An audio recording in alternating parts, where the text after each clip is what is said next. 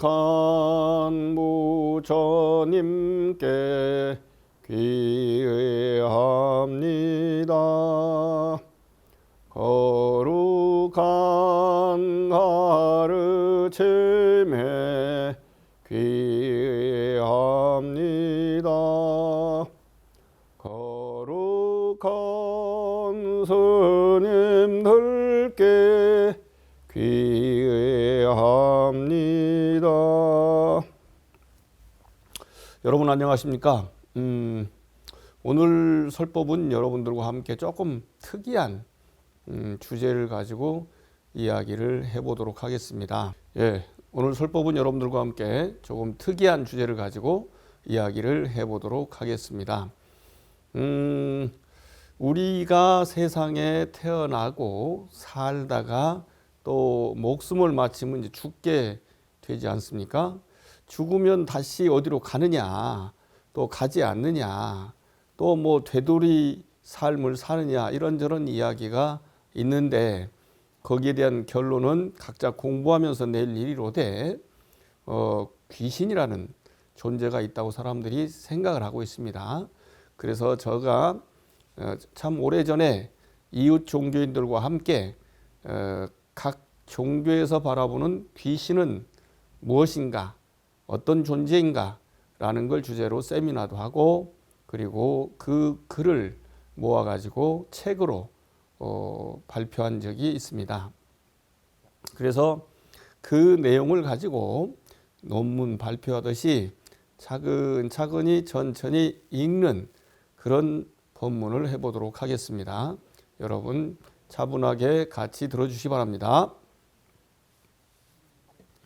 귀신도 교화시키는 불교. 귀신 이야기들. 귀신은 있는가? 또는 어떤 존재인가?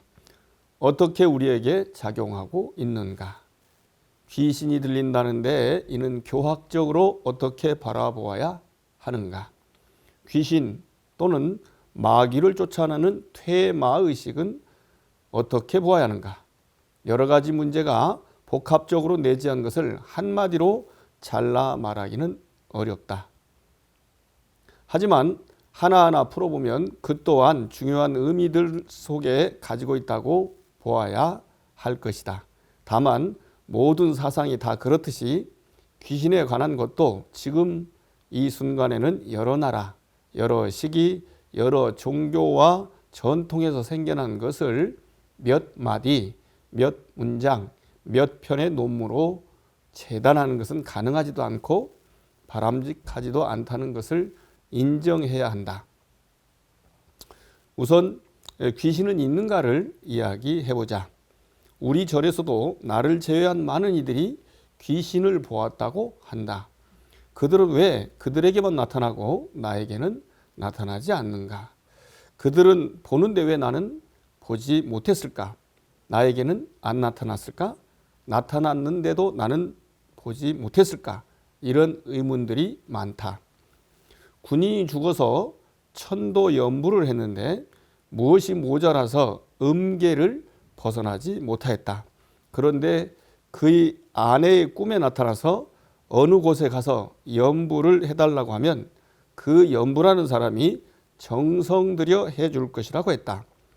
적은 돈을 가지고 갔는데 돈은 살피지도 않고 정성껏 연부를 해줘서 돌아왔더니 그날 밤 꿈에 죽은 남편이 나타났습니다.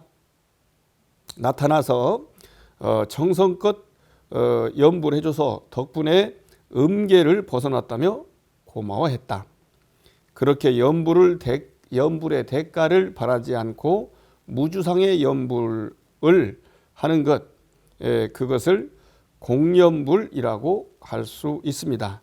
이 이야기는 명나라 때, 중국 명나라 때 선사인 운서주갱이라고 하는 이의 죽창수필, 대나무 창가에서 쓴 글이라는 뜻입니다. 죽창수필에 나오는 이야기다. 여기서의 귀신은 자기의 천도를 부탁하고 결국 극락에 가는 존재이다. 이렇게 살아있던 존재의 영혼이 귀신이라는 것이다. 그런데 이들이 자기의 자리를 찾아가지 못하고 있다가 자기와 인연이 있는 존재에게 달라붙어 결과적으로 그를 해친다는 것이 귀신론의 중요한 테마이기도 하다. 그리고 다른 이의 영혼이 붙어서 이중적인 삶을 살아가게 한다는 빙의가 상당한 영향력을 미치고 있다. 그뿐만 아니라 신약 성서에서 사람들에게서 쫓겨나온 귀신들이 돼지떼들에게 숨어 들어가 결국 돼지들을 모두 다 죽게 하는 일이 있듯이 퇴마사에게서 쫓겨나온 혼들이 또 다른 빙의된 또는 신내림을 받은 사람들에게 곁붙어 사는 바람에 아주 힘들어하는 이들이 또 있다고 한다. 그것을 그들은 허주, 빈주인이라고 부른다. 불교와는 근본적으로 거리가 먼 이론인데 불교 승려나 불교인임을 내세우는 퇴마사 등이 이런 일을 함으로써 불교적 견해임을 내세우기도 한다. 두 번째, 귀신은 있다고 보아야 하나? 지관보행전홍결권이 대정신수 대장경에 있습니다. 46권에서는 귀신이 없다고 보는 일을 나무란다. 예부터 성현들이 모두 귀신이 있다고 하는데 왜 혼자서 귀신이 없다고 하느냐고. 그 이야기는 그때나 지금이나 귀신의 존재에 관해서 다른 의견을 가진 일이 많았음을 나타내는 것이라 할 수 있다. 인도의 마명 아시바고사는 대승기신론에서 선근의 힘이 없으면 모든 마구니와 귀신들에 의하여 어지럽게 되니 혹은 어떤 형체를 나타내 공포를 일으키게 하거나 남녀 등의 모습을 나타낼 경우 오직 마음뿐임을 생각해야 할 것이다. 그렇게 되면 경계가 곧 없어져 뇌란, 혼란하지 않을 것이다. 라고 하여 자신의 상태를 업그레이드하기 위해 명상을 진행해서 선정 가운데 일어나는 마음의 작용 중 하나가 귀신이라고 말한다. 즉 마구니는 마귀를 말하며 귀신과 비슷한 존재이지만 수행을 방해하는 것을 마군이라고 하며 그들의 대장을 마왕이라고 한다. 한국의 원효는 대승기신론 소회본 권6에서 모든 마군이라고 한 것은 천마요, 귀는 퇴척 귀요, 신이란 정미 신이다. 이런 마구니와 귀신들이 세 가지의 오진을 지어 선한 마음을 깨트린다. 5티끌입니다. 첫째, 두려워할 만한 일. 둘째, 사랑할 만한 일. 셋째, 위도, 거스리는 것도 순도, 따르는 것도 아닌 마음을 내어서 어지럽게 하는 것이다 라고 하였습니다. 두렵게 하고 애착에 빠지게 하고 하는 일의 순서와 갈 바를 모르게 하여 갈팡질팡하게 하는 것을 귀신들의 작용이라고 하였다. 귀와 아기가 있다고 하네요. 그 귀와 아기가 같은가 다른가? 근본적으로 귀와 신은 다른 존재이다. 귀는 아기, 뺐다의 줄임말로 육도 중생의 하나이다. 사실은 5도인데 중간 단계이죠. 처음에는 아기를 뺀 5도만을 설정했으나 뒤에 6도로 정리되었다. 귀는 폐귀, 아귀, 유의덕귀, 무의덕귀로 나누거나 다재, 소재, 무재아귀로 나뉜다. 공포스럽고 기괴한 모습을 하고 염라왕계에 살고 있다. 순정이론 권 31에 거국이, 침국이, 취국이는 무재기에 속하고 침목이, 취목이, 영귀는 소재기에 속한다. 희사기, 희기기, 대세기는 다재기에 속한다고 말합니다. 구사론에서는 귀 출생 방법이 태생과 화생의 두 가지가 있다라고 했습니다. 기갈이 많아서 악이라고 부른다. 그리고 간탐을 하게 되면 악이 취해 떨어지게 된다. 보통 태생신물처럼 태생하는 경우도 있고 변화해서 나타나는 경우도 있다. 이렇게 얘기하는 것입니다.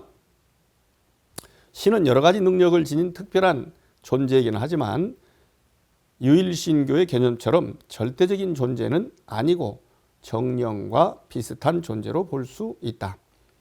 붓다의 열반을 다룬 경전인 반니원경 권하에는 천룡, 귀신왕, 천악신, 진량신, 금시조신, 애욕신, 사구신이 앞에 나와 부처님의 발에 머리를 조아리고 3번 돈 다음 한쪽에 머물렀다고 하여 귀신의 왕이 등장한다. 그리고 귀신들이 살아있는 부처님의 와 머리를 조아린다는 것이다. 뿐만 아니라 관정경에 부처님께서 악마, 도둑, 악룡 등에게 핍박받는 비구들을 보고 귀신왕의 이름과 공덕을 설하면서 이 귀신왕을 믿으면 모든 불안을 없앨 수 있다고 합니다. 그래서 오히려 그를 신앙하게 하는 혼란도 나옵니다.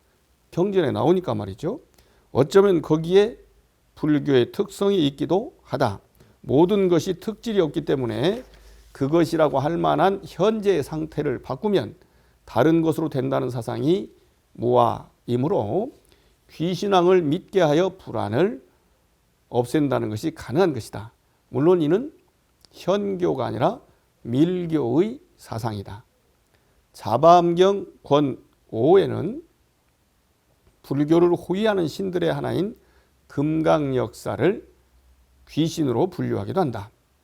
귀신의 우두머리를 법원 줄임에서는 귀장, 귀신의 장군이라 표현하기도 한다.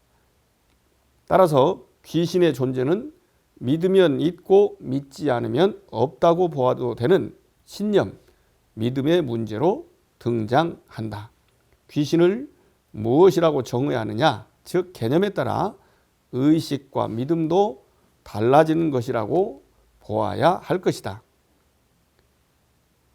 그럼 귀신, 마왕은 또 어떤 존재인가? 대단한 위력을 가지고 있으면서 변화를 일으키는 힘이 자유자재한 존재를 말한다. 사람과 다른 존재에 도움을 주는 선한 귀신과 해악을 끼치는 악한 존재가 있다. 세상을 수호하거나 불법을 호지하는 존재로 대범천왕, 33천왕, 4천왕, 연마왕, 난타용왕, 발란타용왕 등이 선한 귀신으로 분류된다. 나찰은 악한 귀신이다. 나찰은 부처님의 전생 수행자 시절에 깨달음으로 이끌어주는 개성을 들려주고 또 잡아먹으려 했던 존재이기도 하다. 야차는 선하기도 하고 악하기도 하다. 건달바, 야차, 아수라, 가루라, 긴나라, 마우라가 등도 귀신으로 분류한다. 귀신 8부는 야차, 나찰, 구반다, 비비사, 부단나, 구기, 건달과 용들을 말한다. 이는 천룡 8부처럼 신중으로 표현하기도 한다. 즉 귀신의 개념이 많이 혼재하고 발전하는 것으로 볼 수 있다. 또한 귀신은 마귀로 나타나기도 한다. 마라의 줄인 음사어 마라고 쓴다. 양나라 무제 때 마로 쓰기 시작했는데 어떤 경우는 달마대사를 높이는 예라고도 할 수 있다. 대지도론 권5에 해명을 빼앗고 도법을 수행하고 공덕을 쌓고 선의 뿌리를 개발하는 것을 무너뜨린다고 나온다. 대지도론 권5에 마에 4가지가 있다. 번뇌마, 음마, 사마, 타화자재천마가 그것이다. 앞의 이야기에 등장하는 것은 좋은 마음을 방해하는 것으로 이해하겠는데 또 타화자재천이라는 하늘의 왕이 마귀라는 것은 또 무슨 말인가? 사실은 죽음을 그렇게 얘기하고 인간을 넘어선 하늘 신들의 욕계의 끝 하늘이기 때문에 죽음과도 같이 보는 것이 아닌가 싶습니다. 그런 것을 이해하려면 불교의 세계관을 들여다 보아야 한다. 불교의 세계관은 본래 우주관 속에 들어있는 시간관을 갖춰야 온전하다. 그래서 3세, 3계라고 한다. 3세는 과거, 현재, 미래 시간을 말한다. 3계는 존재들의 의식 수준을 나타내는 우주관으로서 욕심의 세계인 욕계, 물질의 세계인 색계, 정신의 세계인 무색계를 말한다. 욕심의 세계는 욕심을 가진 존재들이 육체를 가지고 사는 세계이다. 색계는 육체만을 가지고 있는 존재들이 사는 세계이다. 육체만 있기 때문에 정신은 없다고 볼 수도 있고 의식 수준으로 그렇게 만들기도 합니다. 의식 수준은 수준에 맞는 그런 수행을 통해서 의식의 수준 레벨을 맞추는 것입니다. 무색계는 육체는 없고 정신만을 가진 존재들이 사는 세계다. 의식 수준을 명상, 참선 등을 통해서 고양하여 높여서 욕심을 제거하고 물질을 제거하고 이렇게 하다 보면 보다 더 나은 수준의 세계에 살 수 있다는 것이 인도 사람들, 인도에서 발생한 불교의 세계관이다. 이 가운데 욕심의 세계인 욕계는 6세계로 이루어져 있다. 그것은 지옥, 악의 축생수라, 인간, 천상이다. 이 가운데 지옥의 중생, 악의 중생, 그리고 수라의 중생과 천상 중생의 일부가 귀신이라고 할 수 있다. 천상은 욕계와 색계, 무색계에 걸쳐서 있는데 욕계에는 6개의 하늘이 있고 6개, 색계는 18개 또는 16개, 무색계에는 4개의 하늘이 있다고 한다. 욕계의 하늘이 사왕천 또는 사천왕천, 도리천, 야마천, 도솔천, 화락천, 타화자재천 이 6이다. 타화자재천의 왕이 타화자재천왕인데 그 유명한 마왕 파순, 빠삐아스라는 것이다. 붓다가 마지막 수행을 하는 것을 방해하는 존재로 나오죠. 혹은 타화자재천 위에 마왕궁이 있고 여기에 별도로 사는 존재라는 설도 있기는 하다. 이 파피아스가 붓다의 성도, 깨달음을 방해한다. 깨달음을 이루기 직전에 나타나 군대를 동원해 방해하고 세 딸, 아름다운 세 딸을 이용해 방해하지만 붓다는 그것을 극복한다. 세 딸은 탐냄, 성냄, 어리석음, 곧 탐심, 진심, 치실이라는 설도 있고 그 자체가 이성을 그리워하는 음욕, 깜마라는 설도 있다. 음욕이 강한 존재가 얻는 과보는 능엄경에 마왕, 마민, 마녀로 태어난다고 했다. 마왕은 음욕 또는 자신보다 더 나은 것을 인정하지 않으려는 명예욕을 그렇게 보는 것이라고 할 수도 있다. 붓다가 나타나면 수행자가 도를 이루어 붓다가 되려고 하면 마왕의 궁전이 흔들리고 햇빛에 가리워져 보이지 않게 된다는 설도 또한 깨달음의 반대편에 있어서 서로 만나기 어렵다는 것을 상징적으로 나타낸 것이라 할 수 있다. 마치 어둠과 빛이 서로 만나지 않고 번뇌와 깨달음이 만나지 않으며 상사화, 꽃무릇 같은 거죠. 상사화의 꽃과 잎이 서로 만나지 않는 것과 같다고 할 수 있다. 설령 그들이 함께 있다고 할지라도 내용과 형식이 확실하게 바뀌어만 된다는 것을 뜻한다고 볼 수 있습니다. 그것을 혁범 성성이라고 합니다. 혁범 성성, 혁범 성성. 보통을 잘 바꿔서 성스러움으로 만든다 하는 것이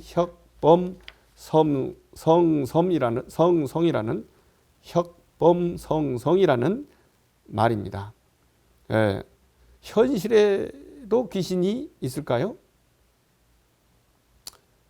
현실에 나타나는 귀신. 하지만 문제는 우리가 알고 있는 귀신은 그런 귀신이 아니다. 그냥 우리들 가운데 누군가가 죽어서 다른 곳, 예를 들면 극락으로 태어나지 못하고 주변 사람 또는 관계없는 사람에게 붙어서 몸을 아프게 하든지 일이 되지 않게 하든지 하는 해코지를 하는 존재를 말하는 것이다. 그런 존재는 어떻게 보아야 할까? 1. 악귀. 우선 초기 불교의 교학으로 보면 악귀의 존재가 나타난다. 다음 생으로 태어날 힘을 가지지 못한 존재를 말한다. 배고픈 귀신이라는 것이다. 그들은 배불리 먹어야 다른 몸을 받아서 태어난다. 그것이 아함경의 불설, 염구, 아기경 등에 나타나는 아귀의 모습이 있다. 그 아귀는 무섭고 입에 먹을 것을 가져가면 먹을 것이 불로 변화해서 입과 목구멍 등을 다 대고 태우게 해서 먹을 수 없게 되어 괴로움을 받는 존재라는 것이다. 오늘날 숲속에서 선정에 들려하던 아난다 존자에게 입에서 불을 뿜는 염구아기가 나타나서 하룻밤에 한섬이 두 가마니까 한 섬에 밥을 해 먹이면 아귀에서 벗어날 수 있다고 하여 한 섬 정도야 밤새 만들면 되지 하고 안심하자 아귀가 나 말고 저기 봐. 저기에 84,000마리가 있는데 그들도 또한 두 가마니씩의 밥을 해줘야 한다고 하자 84,000마리에게 그 하려면 두 가마니씩 하려면 얼마나 힘들겠습니까? 16만 8천 가마니의 밥을 하룻밤에 만들어야 된다고 생각하니 낙심하고 피눈물을 흘리면서 부처님께 다가가 도움을 청한다. 그 말을 들은 부처님은 걱정하지 마라 라고 하면서 딱 한 그릇에 밥을 짓게 하고 변식진언을 통해서 우리가 먹는 밥을 아귀 곧 귀신이 먹는 밥으로 변하게 하고 한 그릇을 두 섬을 먹는 84,000마리의 아귀 즉 16만 8천 가마니를 먹을 수 있는 그런 양으로 변하게 하기 위해서 시무차법식진언 차별 없이 모두에게 나눠 진언을 했다는 것이다. 이것이 요즘 우리가 말하는 49제 천도제의 밥을 베푸는 의식의 교학적 경전적 근거이다. 그래서 시식문을 보면 배고픈 귀신에게 부처님의 법력을 빌어 귀신이 먹을 수 있는 음식으로 바꿔서 베푸는 내용이 나온다. 그럴듯한 표현이지만 초기 불교의 교학이나 나의 부모 또는 스승이나 수행을 한 스님들에게도 같은 내용으로 시식문을 읊는 것은 상당한 모순이라고 나는 생각한다. 그래서 추모법회의 형식으로 바꿔서 해야 한다고 나는 주장하고 있다. 의식문에도 그렇게 바꿨다. 밥도 베푸는 것이 아니라 불보살님에게 하듯이 공양을 올리는 내용으로 바꿔야 하는 것이 아닐까? 다만 아귀는 배가 고프니 먹을 것을 달라고 할 때 무서운 모습을 보여 그것을 본 중생이 두려움에 떨게 할 뿐 직접적으로 해코지를 하지는 않는 것으로 알려져 있다. 두 번째, 중음신. 또 하나는 우리 중생들의 삶에 변화하는 모습이 태어나는 것은 생유, 살아가는 모습은 본유, 죽는 것은 사유라고 하며 죽은 뒤 다른 존재로 생유, 곧 태어나기 전에 머무는 단계가 있는데 그것을 중유라고 한다. 그 중유 곧 중음신을 귀신이라고 한다는 설이다. 중유는 범어로 안 따라 봐봐라고 하여 중음, 중온이라고 하는데 중간 존재라는 뜻이 가장 가치 중립적이라 할 것이다. 즉 전생의 죽음의 순간으로부터 다음 생의 태어나는 찰나에 이르기까지의 중간 시기 존재인 영혼신이라고 할 수 있을 것이다. 영혼이란 이름은 생각하긴 해야 합니다. 해야 한다. 이는 구사종에서 확립한 개념으로 구사론에 자세하게 설명하고 있다. 대개 죽은 영혼이 다음 생에 태어나기 전 7일, 일주일인 7일, 또 일주일인 7일 해서 7번 하면 7은 49일을 중음이라 한다. 아주 착하거나 악하면 다음 생을 바로 받아서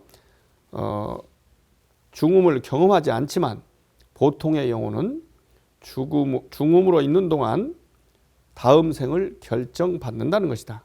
이때 인간의 몸은 그 모양이 동자의 형체와 같으며 반드시 7일을 일주기로 삼아 본생처에 태어난다고 한다.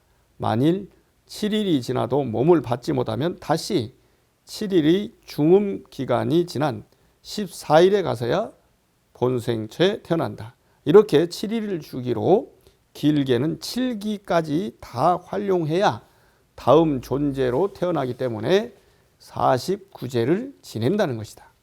이는 티베트 사자에서에서도 자세히 묘사하고 있다. 이때 천도하는 것을 중음법사, 법의 일이라고 하며 그때의 이야기와 설하는 내용을 담은 경이 중음경이라 한다.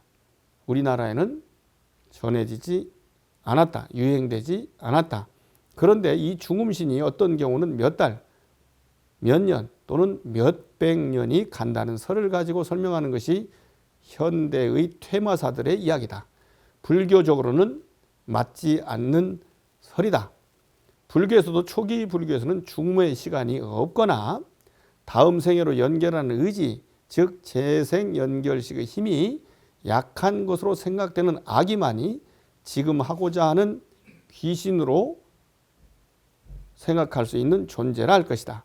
그리고 구사종 이후에 티베트와 중국, 한국 등의 불교에서 그리고 우란분경, 지장경 등의 위경으로 생각되는 경전에서 그 지역의 토착 사상과 관련된 사고들이 작용하여 성립된 것이라고 볼 수 있다. 이 중음신은 나의 중음신이 아니라 조상 또는 관계자들의 중음신이라는 것이다. 다만 불교 세계관의 특성상 식별하는 존재의 의식 수준이 그의 존재 양태를 결정한다는 것을 생각할 때 딱 잘라 말하기는 좀 못하다. 빨리어로 널리 표현되지 않는 것은 뒤에 등장한 개념이라는 뜻일 것이다. 이렇게 볼 때 귀신은 기운이 없고 배가 고픈 존재인 아귀, 여기서는 뭐 말하지 않겠지만 지옥에서 고생하는 존재들, 축생과 수라의 일부, 하늘에 사는 천신들 중 일부를 이르는 말이라고 할 수 있다. 그럼 귀신은 어디에 살까?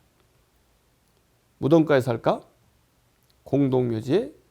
빈집에? 법망경 권하에는 귀신의 물건이나 주인이 있는 물건뿐 아니라 도둑질 당한 물건 등 일체의 재물은 바늘 하나, 풀 한 폭이라도 도둑질해서는 안 된다는 표현이 있다. 재미있는 것은 불교에서는 불교의 대중이 지켜야 할 규범을 설정한 율장에 귀신이 사는 곳을 설명하고 있다는 것이다. 귀신의 물건이라는 것이 도대체 무엇일까? 우리나라 신라 의적 스님은 그의 보살계본 권상에서 귀신이 주인인 물건은 신묘인 사당에 있는 물건으로 관리는 사람이 하지만 실질적 용도는 귀신을 위한 것이라고 말한다.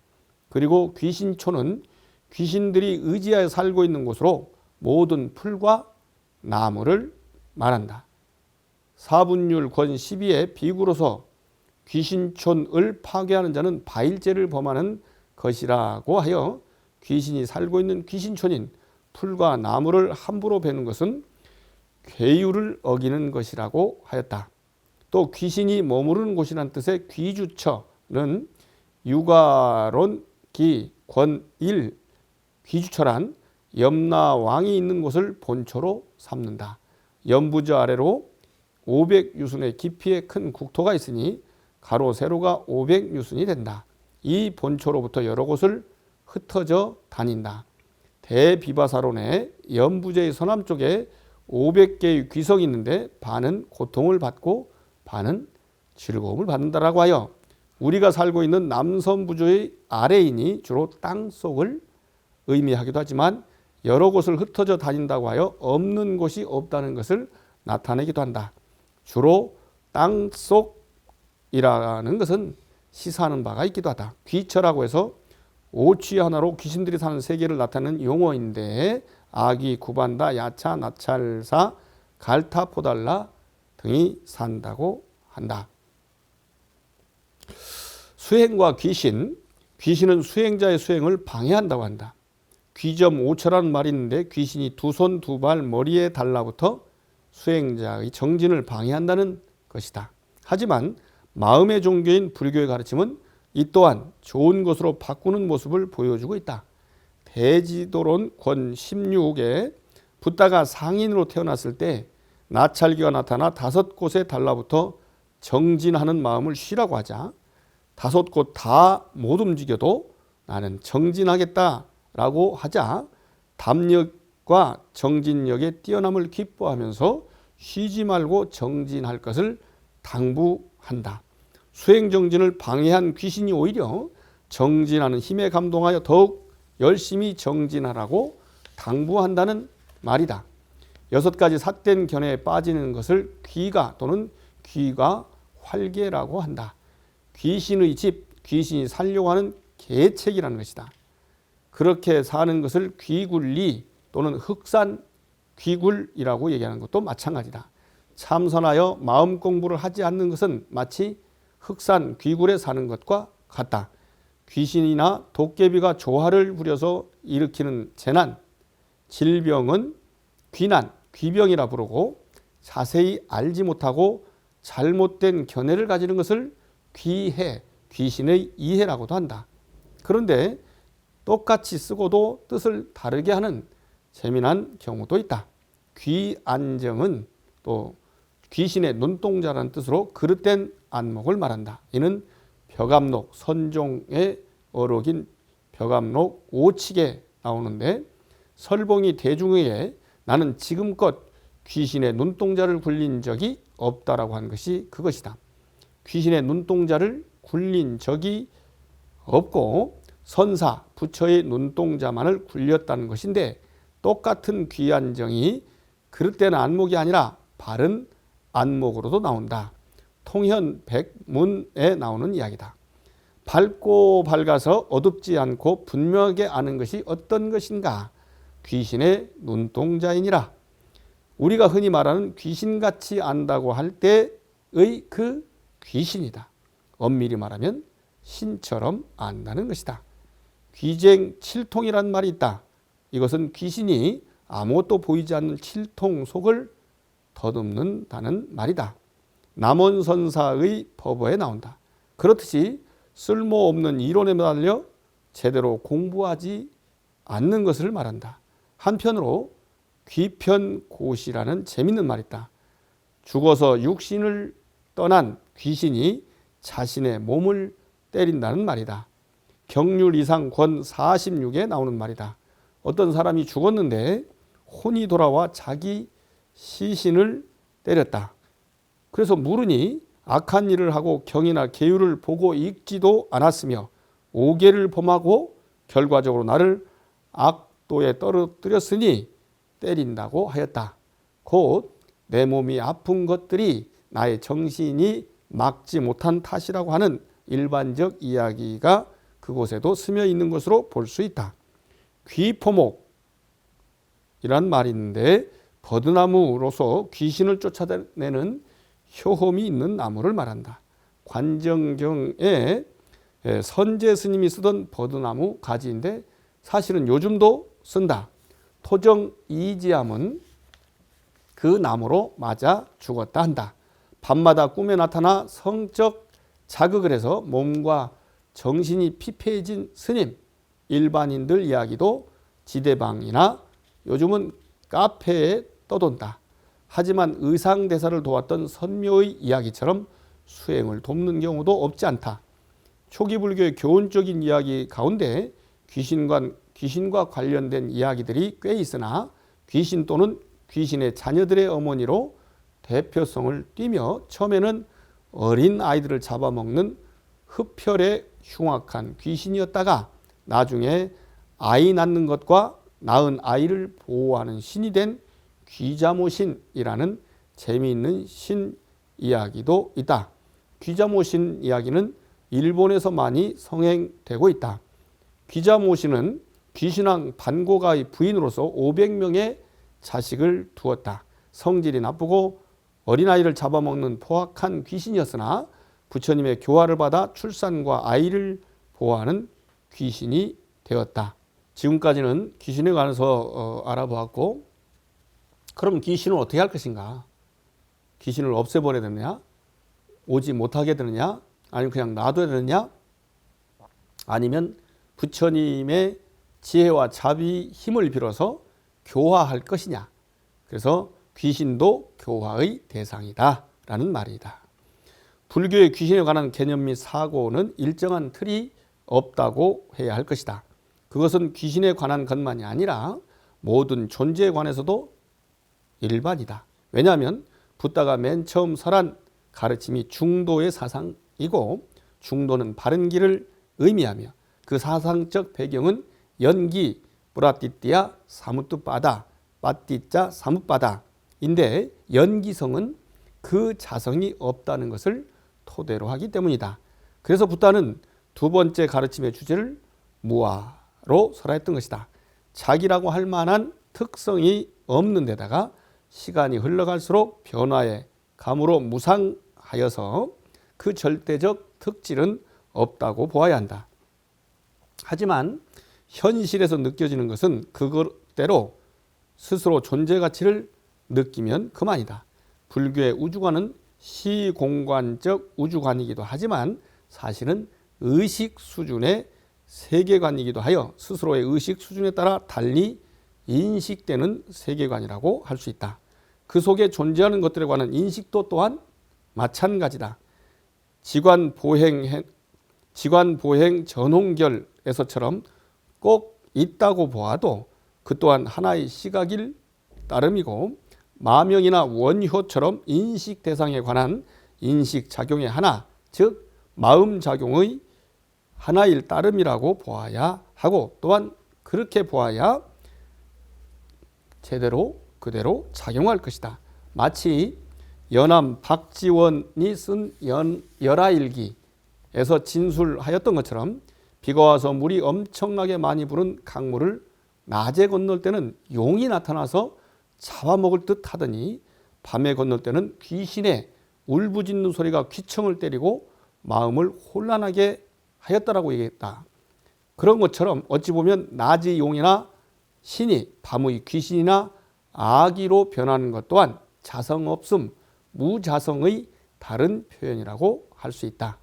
붓다가 수행자 시절에 만났던 귀신 같은 존재들이나 성도의 곱이 마지막 밤에 만났던 마왕 파순도 스스로 물러났을 뿐 붓다의 공격에 의해 상처를 입거나 죽지 않았다는 사실이 불교의 특성이라고 할 수 있을 것이다.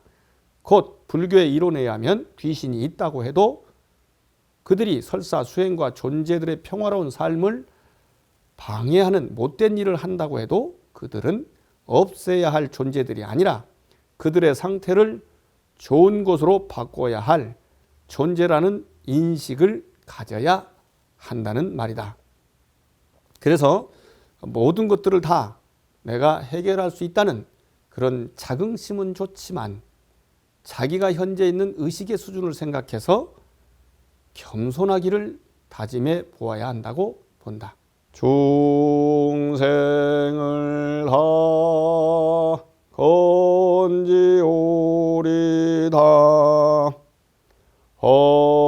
헌내를 다 끊으리다. 법문을 다 배우리다. 불도를 다 이루리다. 모두 성불하십시오.